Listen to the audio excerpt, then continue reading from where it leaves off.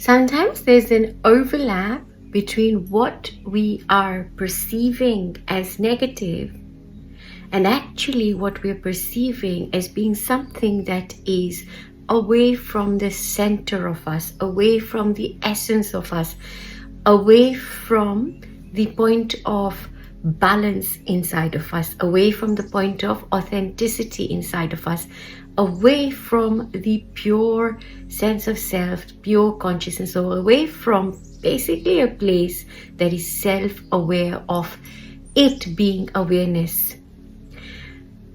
You walk into a place, or you don't want to associate yourself with certain people, or you break away from certain relationships, or you find yourself feeling quite bored with the type of conversations that are taking place around you.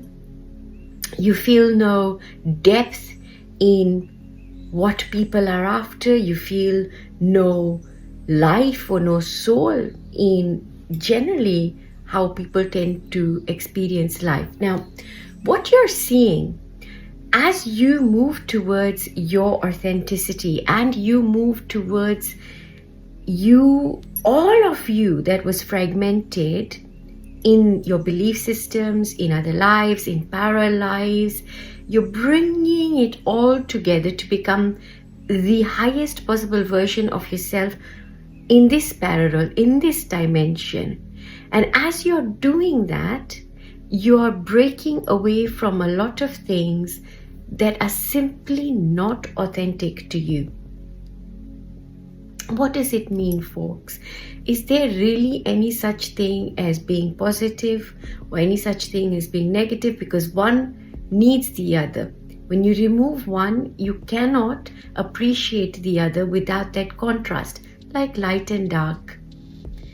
Similarly, for those of you who are on the path of awakening, what you are feeling overwhelmed by, or what you're feeling that you simply cannot deal with, especially when you don't want to be around people, places, and certain situations, is a lack of self, is a lack of self-awareness. It's a lack of authenticity.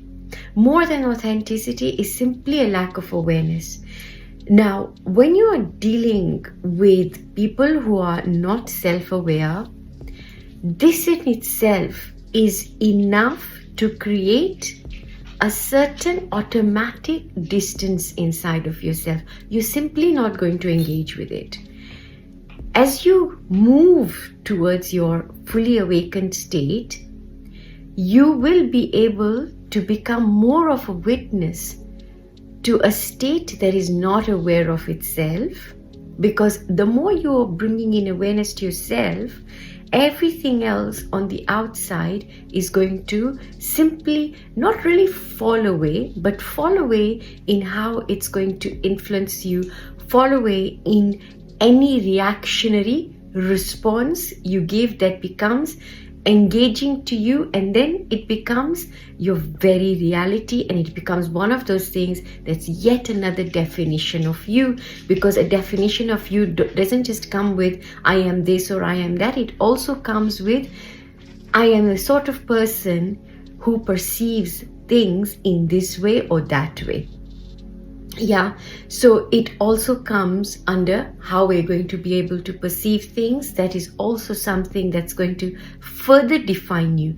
Now, when we are going through our spiritual awakening, the thing that we want to be doing is to let these definitions go away, let these concepts go away, and see yourself without this. Now, when you start to see yourself without this, yeah, the greatest thing that comes is what? Flexibility, right? So you'll find you're not that reactive to certain things. Certain things, you don't even have standards. You don't even have boundaries. You don't have any of these things that we hear about, with self-empowerment, with everything that we need to have this sense of self.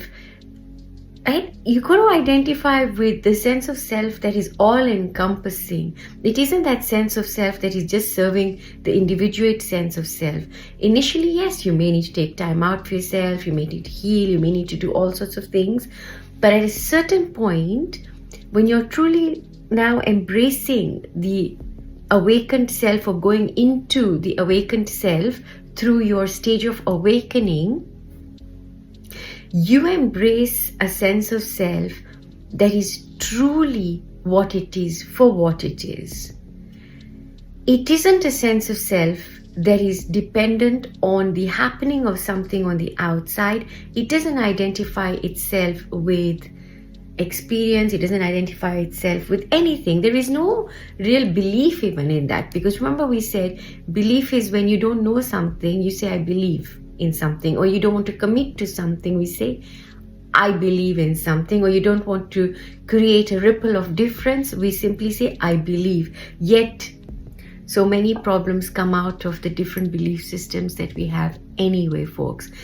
So as we go and embrace our self, we understand the depth of us. This understanding of us moves from mind and it dissolves into spirit. It goes behind all of this. It goes behind the body, behind who is talking, behind the words, behind everything. Yeah. Now, because it goes behind everything and you've sort of, removed all these different layers, your vision is so clear. You see things just as they are, not even with your own self-imposed limitations, with your own conditioning. Yeah, because the conditioning, though it may even still be there, but you're not enslaved to the conditioning. You can see past your own conditioning.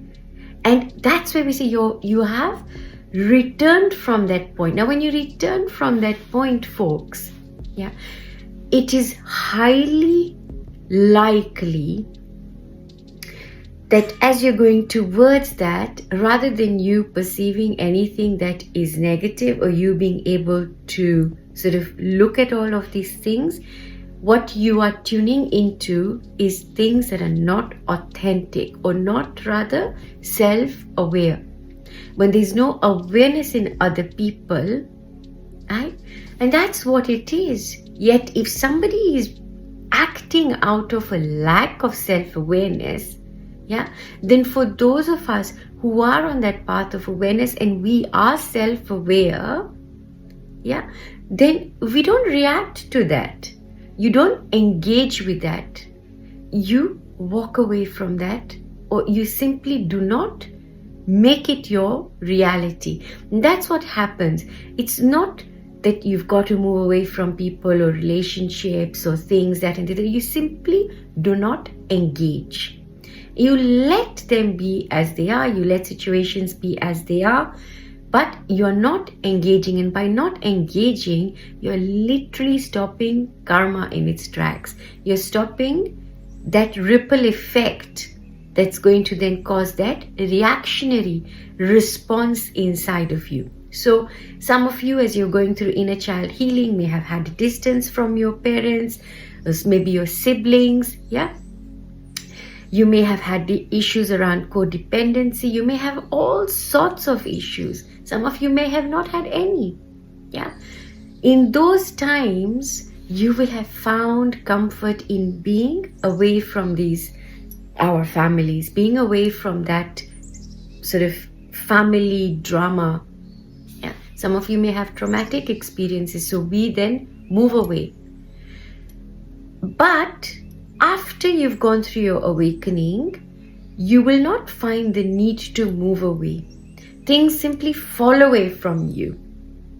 You're not doing anything because you're not tuned to that anymore. You're not now enslaved to historical accounts of what you were or what happened, because what happened is not you. Those are our outer experiences that we're having, and we let the experience go, or rather we go through the experience. We try to assimilate and integrate it so it does not stay heavy on us. Yeah. And once these things go, you're moving into the sense of self that is totally unconditioned. Now, whether you want to call it a Kundalini awakening, a spiritual awakening, or a gnosis of some sorts, you're going through transformation, transcendence. It really is all just semantics. It's vocabulary. You go behind the vocabulary, yeah? So you communicate in silence. You communicate without words. You're still communicating. Sending you so much love.